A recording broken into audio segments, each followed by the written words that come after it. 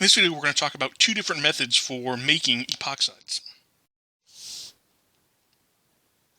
The first way we can make epoxides is reacting alkenes with peroxy acids. And we actually encountered this reaction last semester, but I didn't dwell on the epoxide part very much. We used peroxy acids, reacting them with alkenes, and then H3O plus to accomplish anti-dihydroxylation. And so the first step in anti-dihydroxylation, in fact, makes an epoxide. And peroxy acids are shown generally here, right? And so these are sort of derivatives of carboxylic acids, right? We have the double bond O, and instead of having an OH, we have an OOH. And so it's this O bonded to an O that's a peroxide, so that makes this a peroxy acid. The two most common peroxy acids that we would use to make epoxides are MCPBA or peroxyacetic acid. I think typically I'll use this when I'm doing synthesis when I need to make epoxides.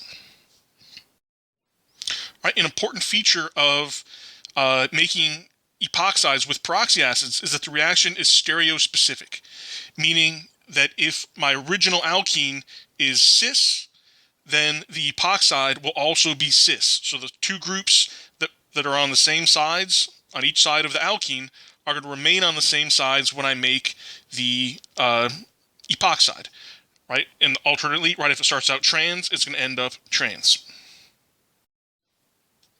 All right, the second way that we can make epoxides is from halohydrins. And so we also encountered halohydrins last semester. A halohydrin has an OH and a halogen on adjacent carbons. The way I can make an epoxide from a halohydrin is by reacting it with sodium hydroxide. Now, we don't encounter halohydrins kind of all that often, but we learned last semester how to synthesize them from alkenes. So again, if I have an alkene and I want to make an epoxide, I could use the peroxy acids like we saw on the previous slides, or I could first turn it into a halohydrin by reacting it with Br2 and water, and then reacting that with NaOH, and that will give me the epoxide. The mechanism for making epoxides from halohydrins is fairly simple, and it's very similar to a lot of the other mechanisms that we've encountered in this chapter.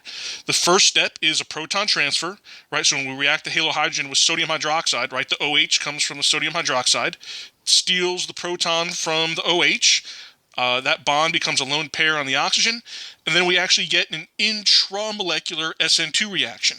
And so the oxygen acts as a nucleophile. It attacks the electrophilic carbon here, and then the bromine exits as a leaving group.